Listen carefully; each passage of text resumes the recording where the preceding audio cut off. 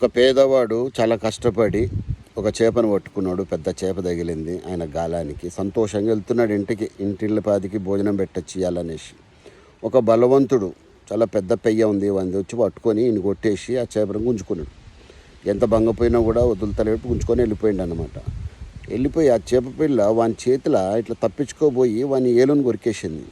ఏలుని కొరికేసి అది పారిపోయింది, నీళ్ళలోకి దుంకేసింది.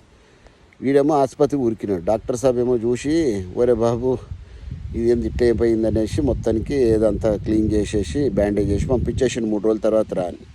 అది 3 రోజుల తర్వాత ఏమైందంటే అది మొత్తం సెప్టిక్ అయిపోయింది ఏలు.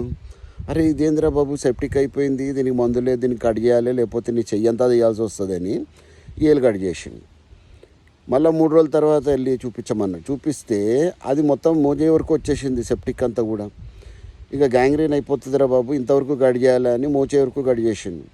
ఆ తర్వాత ఇంకా తగ్గకుండా వారం రోజుల తర్వాత 10 రోజుల తర్వాత చూస్తే మొత్తం చెయ్యంతా ప్యాకేసింది. ఓరే బాబు చెయ్యంతా తీసేయాలని కట్ చేసేసిండు. అప్పుడు అడిగిండు డాక్టర్ సాబ్, నువ్వు ఏమైనా తప్పుడు పని చేసినావా చెప్పు అంటే, వాడు ఆలోచించి చెప్పినాడు, సార్ ఈ చేప పిల్ల నేను గుంజుకున్నా సార్ ఒక దగ్గర, ఆ చేప పిల్ల కొరికితే నాకు ఇట్లా అయిపోయింది సార్ అనేసి.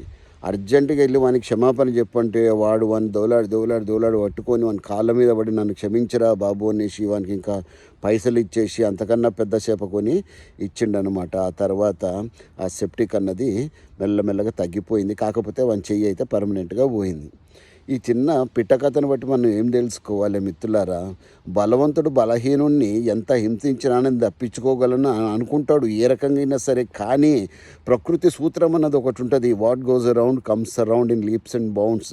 ప్రతి దానికి కూడా నరకం ఉందో లేదో తెలియదు, కానీ ఇక్కడే మనం ఆన్సర్ చెప్పాల్సి ఉంటుంది. కాబట్టి ఎవ్వనికి అన్యాయం చెయ్యొద్దు, దయచేసి పొట్టగొట్టద్దు ఎవ్వనికి. ఇది సూత్రం, ప్రకృతి ధర్మం.